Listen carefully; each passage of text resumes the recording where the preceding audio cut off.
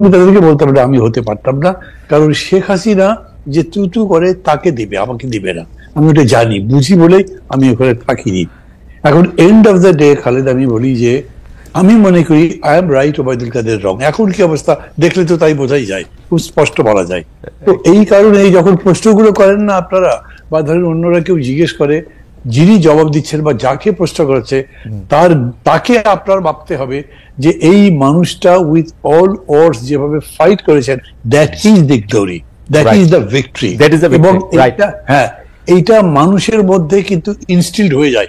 না হলে আমি এখন মানুষের এত ভালোবাসা পাই কেন? আমি কিন্তু অনেস্টলি বলি, আমি মনে করি মানুষের ভালোবাসা আমি প্রায় শিখতে পারছি এখনো, এরকম দেখি।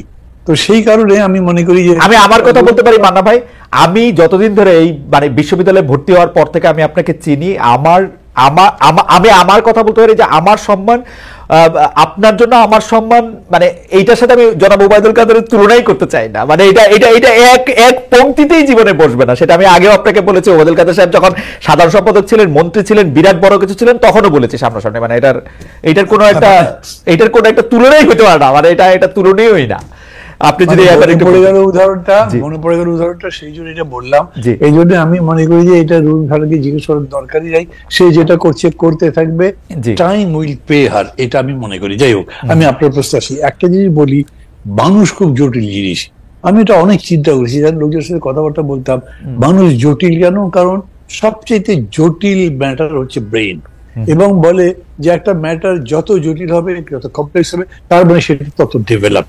যে কোনো ডেভেলপ জিনিসই কিন্তু জটিল, খুব ইজি বোঝা যায় না, বুঝে গেলে ইজি। তো মানুষের এত জটিলতার মধ্যে, ধরেন আপনাকে আমি যদি প্রশ্ন করি, আদম হাওয়া খুব আরামে ছিলেন, বেহেশতে ছিলেন, কি কামড়ালো, কোন পোকা কামড়ালো তোমাকে যে ওই গন্ধম ফলটা খেতে হবে? তার জন্য বেহেশত থেকে ফেলে দিল পৃথিবীর মধ্যে, পড়লো তো। আমাদের এত বড় সম্মানের একটা জায়গার একজন মানুষ, আমাদের ধর্মগ্রন্থ যে বিশ্বাস অনুযায়ী তিনি করলেন, মানুষকে এইখানে বোঝা মুশকিল। এরকম বহু জায়গায় আছে মানুষের বিহেভিয়ার বোঝা যায় না।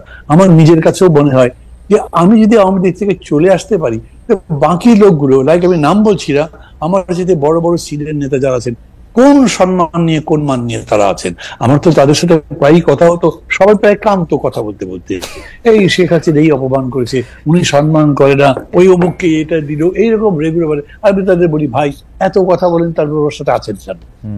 এখনো রুবেন এখানে আছে, তারপর আমি মনে করি সে বাইন্ড করে কিছু নেই। বিএনপি অনেক বলে বিভিন্ন ব্যাপারে, দল করেন কেন এটা? তো কি করবো আমি? সেই ভাই আপনাকে আমি দল ছাড়তে বলছি না, আমি কোনো দল ভাঙ্গার কাজ করি না।